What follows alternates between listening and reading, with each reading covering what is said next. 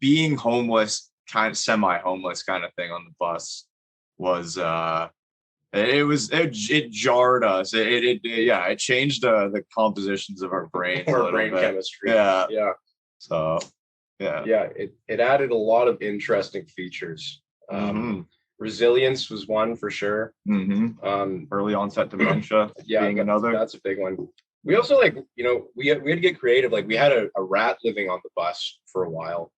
We named him Leonard. He was a big motherfucker. Like he could have been like a possum kind of thing. Yeah, he lived in the engine block. He did. The Desert Tiger Podcast.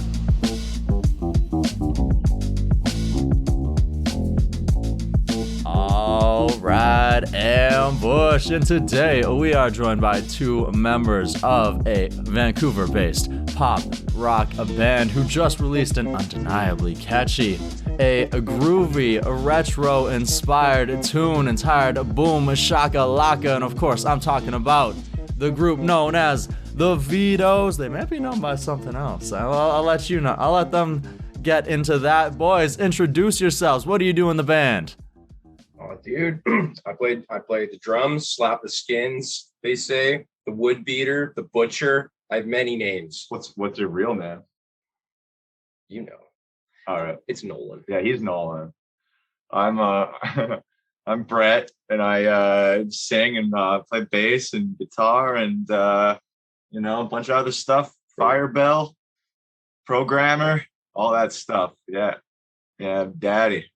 Hey, all sorts of terms all mixed into one. He is the baddie. He is the daddy with the bass on the stage, rocking that fro. And of course, like I mentioned, they got a new single that is out. It is a Boomshackalacka. And of course, to get to this point, my friends, it has to start somewhere. And from what I can see, your last single was released November 2020. So it's been a little bit of time, almost 2 years.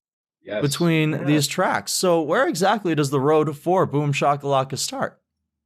Oh man, well, yeah, it starts right at the when we took our band tour bus. We decided to drive it out to Toronto and kind of move out there for a while. And we were gonna find a place to live, but we ended up living in the bus for like 7 months. So, and that got a little insane. But and it was during the winter too. I don't know if you experienced Ontario winter, but it's a force to be reckoned with.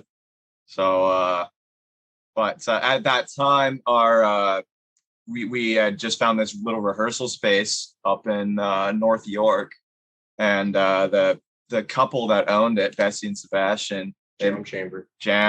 Yeah, shout out Jam Chamber. Thank you. They would let us. On the really cold nights, they'd let us like sleep on the band room floor and stuff like that. So we actually did most of our writing and like demoing in that band room.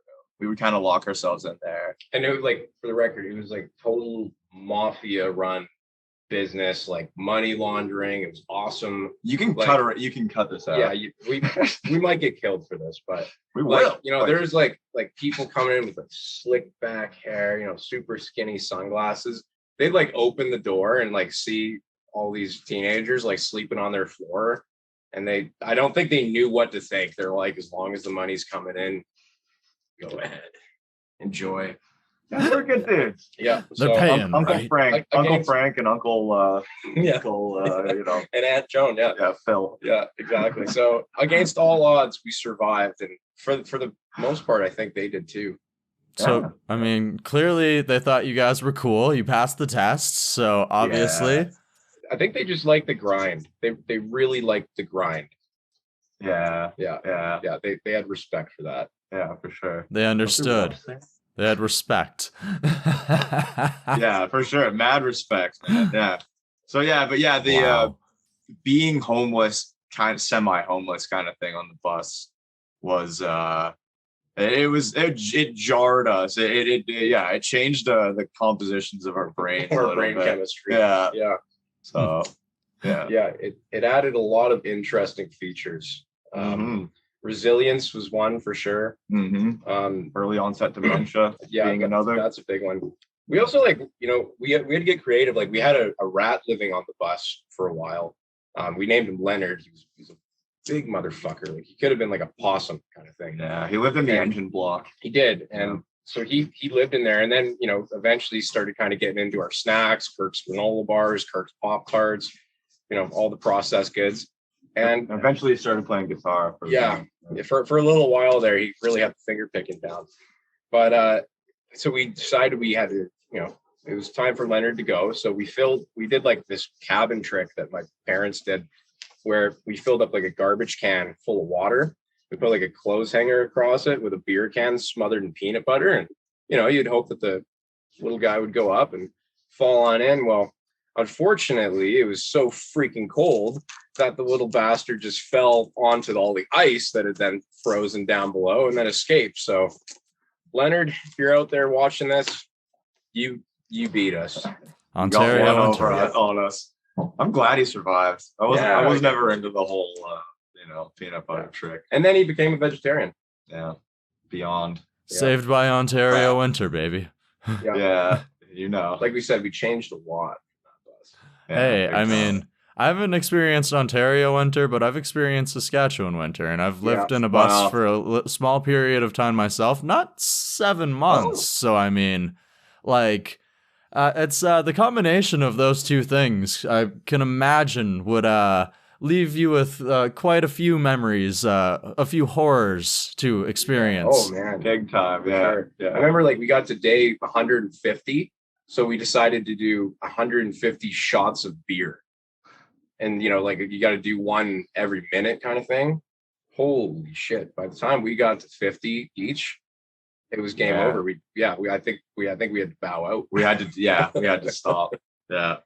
It adds up, man. So, I mean, obviously there might be somebody listening who maybe is touring across the nation or living outside of a recording studio that might potentially be owned by the mafia. We don't know. But if somebody does happen to do this, do you have any tips for anyone who's living inside of this situation? Absolutely. So if you're in Toronto and you have like, electrical stuff that you need to plug in, if you go, I think it's at Black Creek Drive. Yeah. Black Creek Drive, there's a community center there that when we first got to Toronto, this lovely old gentleman, he was on the Irish community committee and stuff, and mafia. Mafia. Just kidding. And he was an ex-electrician, and this dude in the bottom of the parking lot down there opened up a light pole, and he's like, he's on his back, he's got these tools out, and he literally hot wired us plug in like a street like lamp standard kind of thing. So you just take the little cover off, and bam, there's this female end of an extension cord, and we can plug our heater and our TV in and stuff. Yeah. Toaster oven, whatever you got, man. We had a heated bed going for a while. Yeah, well, you did. Yeah. I sure did.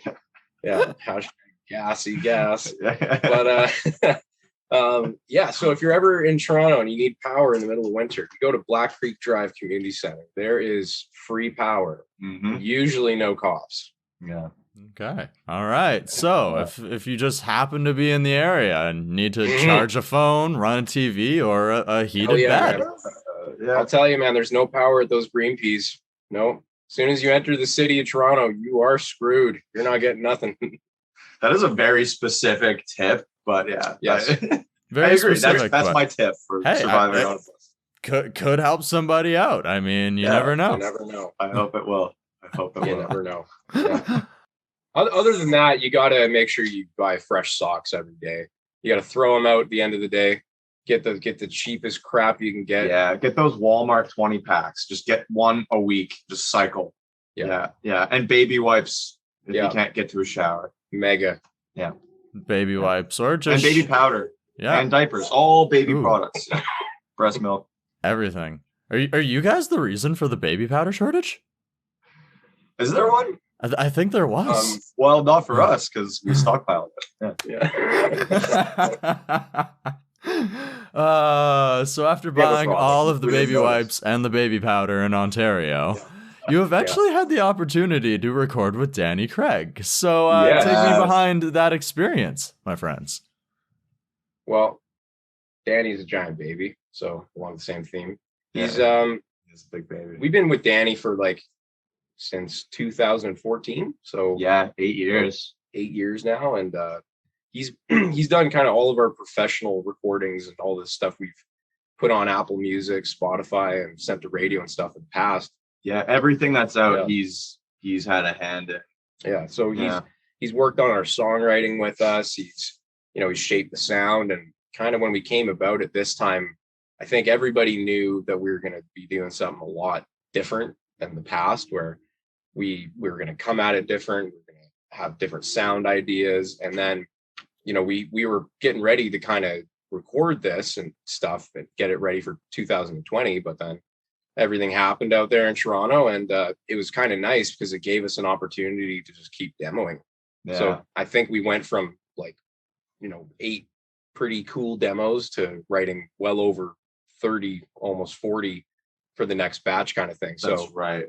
so we did a bunch of pre-production in Toronto with Danny, where we'd be sending him the demos back and forth and stuff, and we'd start to just kind of shape them a little bit. And then once we finally came home later in the year in 2020, that's when we actually met up with them, and we showed them what the band sounds like now on these fresh songs and stuff. And from there, that's when we started to get really ready to bunker down for this album coming out.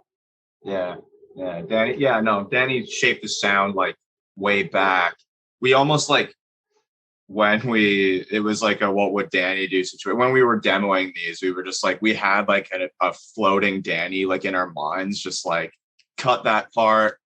There's too much fat on the song. You do that half as long. So we came to him with these really, I think, well-produced demos that like we already kind of like did a lot of the no, not to discredit him. He's the one, he was floating in our brains, but we came to him with like, we already had a phantom Danny kind of hovering above us. He's very much like John Kreese from Cobra Kai. Like, very much. He's like sensei, and he's like strike hard, strike first, strike fast, don't bore us, get to the chorus, hooks. Not afraid to hit children. Yeah, exactly.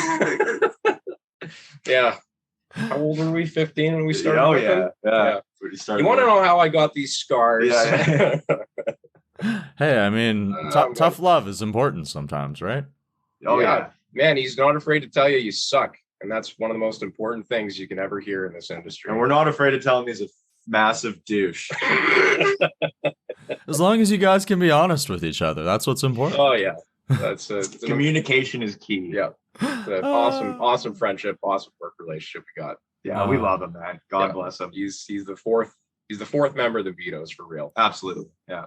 I love it. And of course, it led to this fantastic new single. We've been hinting towards it. Of course, let's jump on into it. It's Boomshackalacka.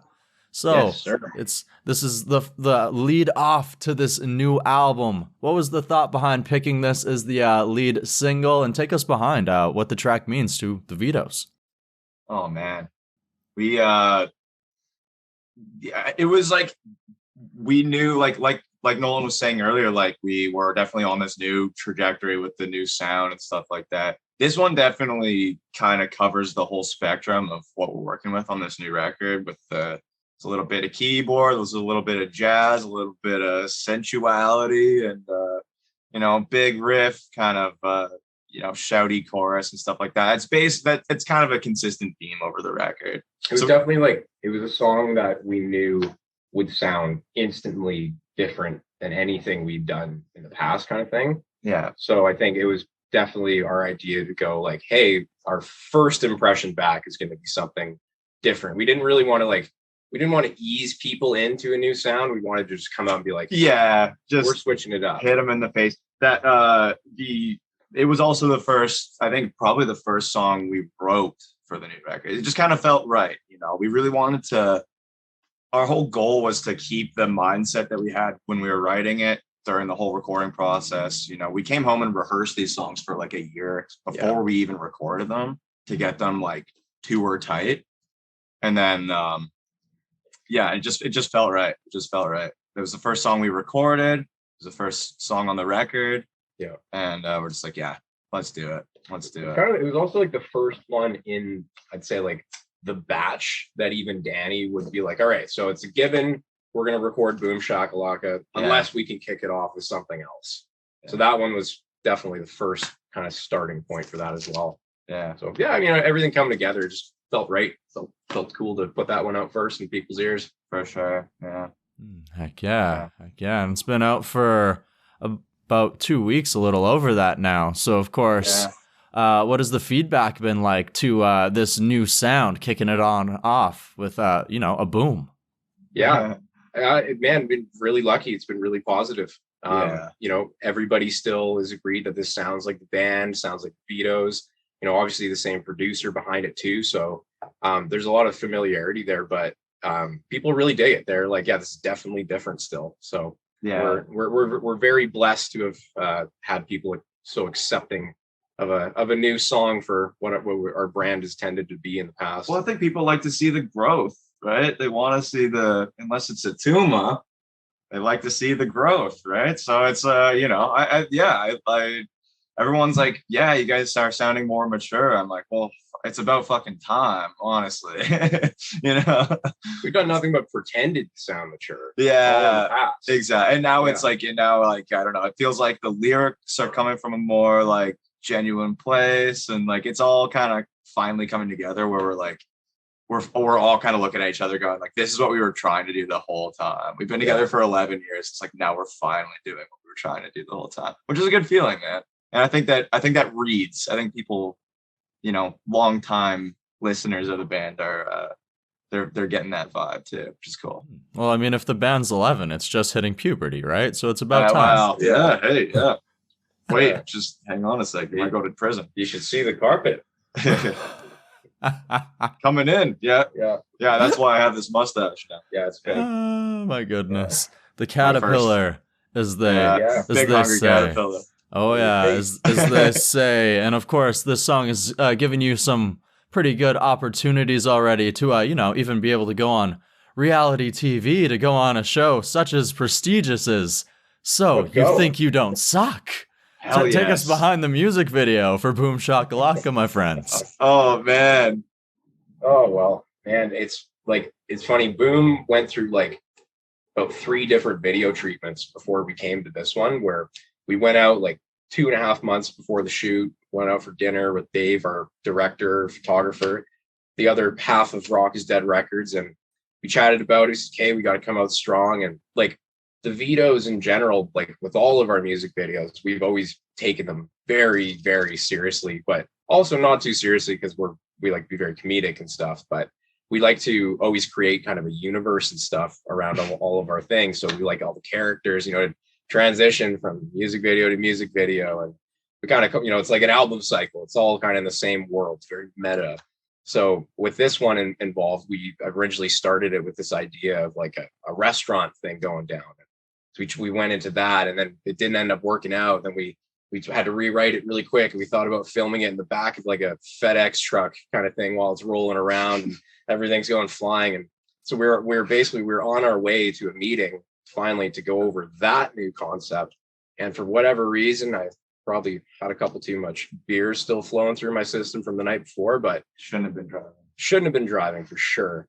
And I just had this like hilarious, stupid idea where I was like, what if we were the judges of our own reality show and we could just roast each other, like roast ourselves? Like, I would rather be the first person to beat myself to a jab than anyone else. So we're going to go for that. And well, yeah, it makes so much sense. I don't know why it occurred to him, but like it makes so much sense because the song itself is like, it's me kind of roasting myself, like the whole chorus, it's like, it's me going out with all this swag, Boomshackalacka, but I'm saying I'm a piece of shit. I hate myself. It's like, it's got this very meta. Yeah, it's very meta. So it's just like it comes full circle with the music video where we're all picking on each other. And it just felt right. It came together so quick. Yeah. Dave was like all over it. He's like, he knew exactly how to do it. Yeah. And we rented the hall in our neighborhood in Brookswood,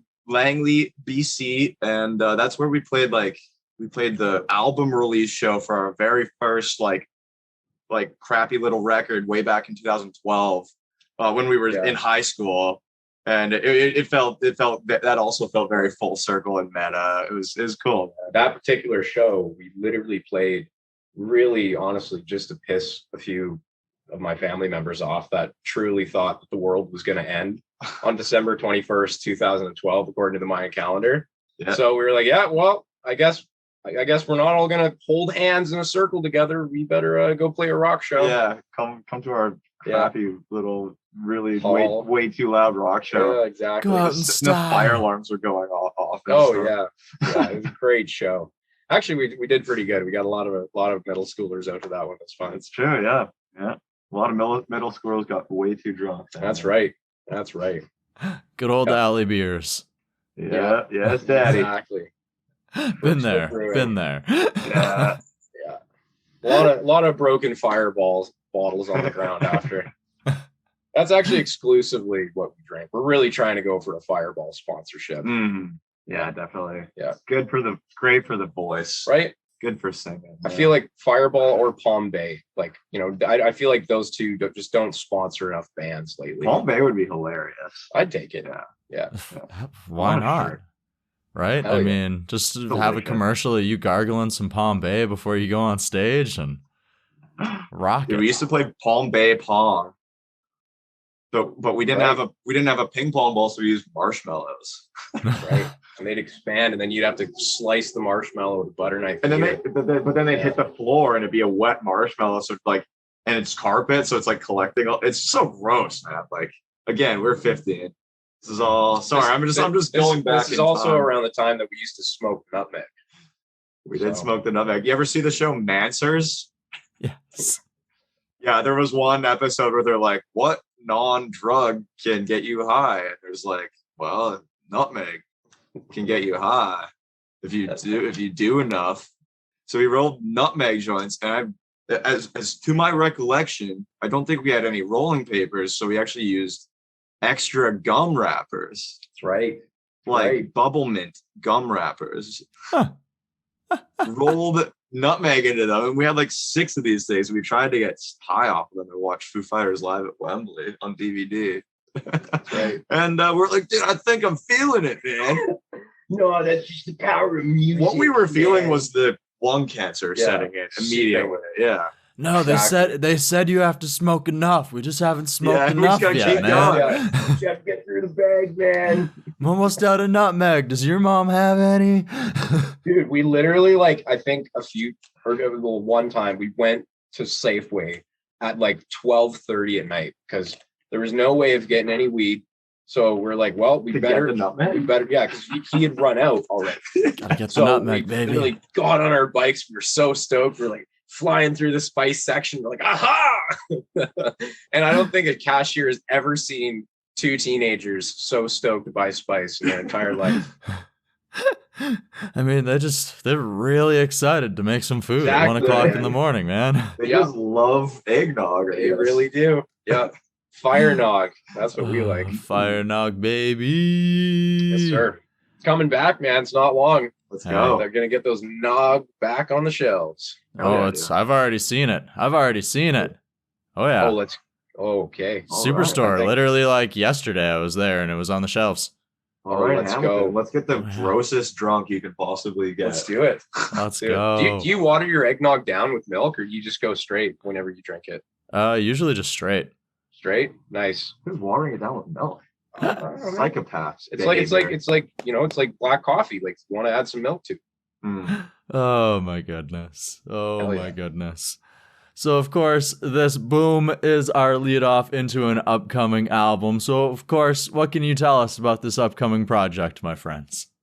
Well, it's called Right in the Kisser, and that's probably attributed to our affinity for wanting to punch each other in the face all the time. Yeah. So, happened. It's happened on a few occasions. But a lot of love. We'll get like each of us, like one of us will punch the other, and we'll just be like, we won't even be offended. We'll just be like, man, you've been working on your left hook. Yeah, I have. Yeah, exactly.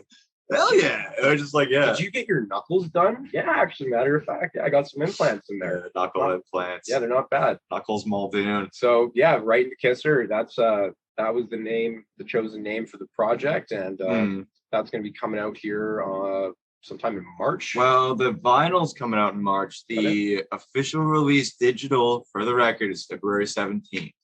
Yeah, you heard it here first. This is the first time we're acknowledging it, because we just found out like 2 days ago. We just got our test pressing for the vinyl. Yeah.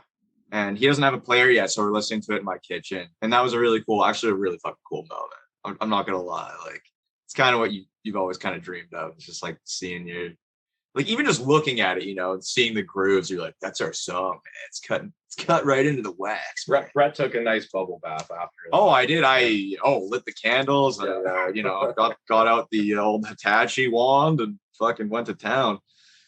Yeah, no, I did. Yeah, no. This is a moment. It was, man. I made a whole candles everywhere. Yes, absolutely. Rose petals, you name it. The Epsom salts. Yeah, I do love myself. Yeah. Well, there were some sort of bath salts involved. He'll never do that for a date, by the way. No, fuck no. McDonald's are bust. Got to set the bar. Exactly. Got to set the bar. So you can come sailing right over it later on. Exactly. Yeah. Ladies, I'm single. Come. When you go to Eastside Mario's afterwards, that free bread's gonna look like Yeah, that's like a third date.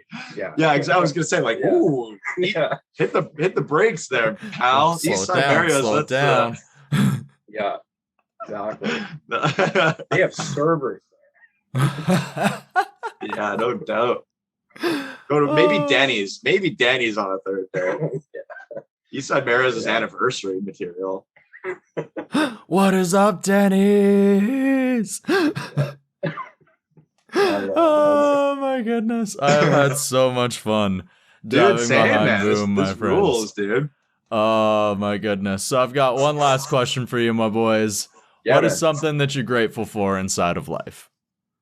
Ooh, nice Thanksgiving timed theme. I like this. Yeah, man. Grateful for in life. Well, I mean, I don't want to be generic, but like my health, definitely. Like, I think we definitely take some liberties with that over the years, with the ciggies and the constant boozing and stuff. 150 like that. shots of beer. Yeah. Thank you. Yeah. Yeah, dude. I don't know, man. I'm just happy to. I'm grateful for every little gift that life gives me. I'm grateful my car still runs. It doesn't want to anymore, but yeah. Yeah. I don't know. It's all about grateful for every little thing. Every little thing. It's gonna be all right. Hell yeah. What about you there, Daddy-O? You've had some time to mull it over. Yeah, no, I'm grateful I got the opportunity to play in a band and be able to go to drum lessons as a kid, and want to be someone that could play stages. I got to go to a high school that had a hell of a music program, the most incredible music teacher ever, Mr. Thompson. And yeah, Mr. T, shout out. We got to go, like, at an early age. We got to go to on tour down to jazz festivals in the States, and we'd go up to 100 Mile House, and then all of a sudden in grade 12 the Vidos formed, and we went down to LA then, and we were kids with freaking P2 work permits, and it's just almost like everything is worked out. We've had every opportunity we could want. We always get the opportunity to play in front of awesome folks and do cool showcases, and grateful for any person that shows up to watch us play live. Like, dreaming that up years ago that we could play in a random city in Canada, there'd be even one person coming out that knows a song would just be unfathomable. To how do you get there at that point? So yeah, man, it's still a hell of a grind ahead, but man, just the little wins that we've had so far have been so awesome. Grateful for you, man. Hey, and I'm grateful for you, gentlemen, Mr. Brett and Mr. Nolan, for taking the time to join us here on the DTP to talk a little boom, to talk a little bit of Right in the Kisser. And of course, for those listening, go out, stream this new song, check out the music video, follow the Vidos so you can keep up with some amazing comedy, as well as when that new album comes out on streaming services as well as vinyl. Once again, gentlemen, thank you so very much. Thank you, dude. Thanks a lot, brother. Fucking been a slice, man.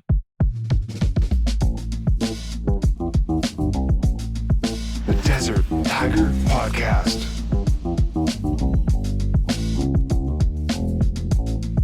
All right, ambush, or should I say boom, because that was a blast. Thank you so much to Nolan and Brett from the Vidos for taking the time to join us here on the show to dive behind that new track, Boomshackalacka. You can find it on your favorite music streaming service. I hope you like what you hear. I'm actually pretty confident you're gonna like what you hear. It's a friggin' banger. And I also hope that you enjoyed what you heard here today on the DTP. I hope that you enjoyed it enough that you decide to maybe subscribe to the show if you haven't already. Maybe you like it enough that you want to go ahead and share today's interview. That would make me happy. But what would make me ecstatic is if you chose to also tag the DTP, the Vidos, as well as me, the Colton G. That's where you're going to find me on your favorite social media platform. That's where you're going to find the podcast as well. Go ahead, connect with us. Let me know what your favorite part about the show is. I want to hear from you. You can also go ahead and check out our web store. It is www.deserttiger.shop.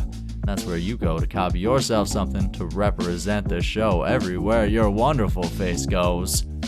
Now, we leave you with this. Go out, find your roar, my friends, for you are mighty tigers. And you are capable of such incredible things. Never forget this fact. Go out into the world, make it your own, seize your destiny, and until next time, ambush. Bye-bye.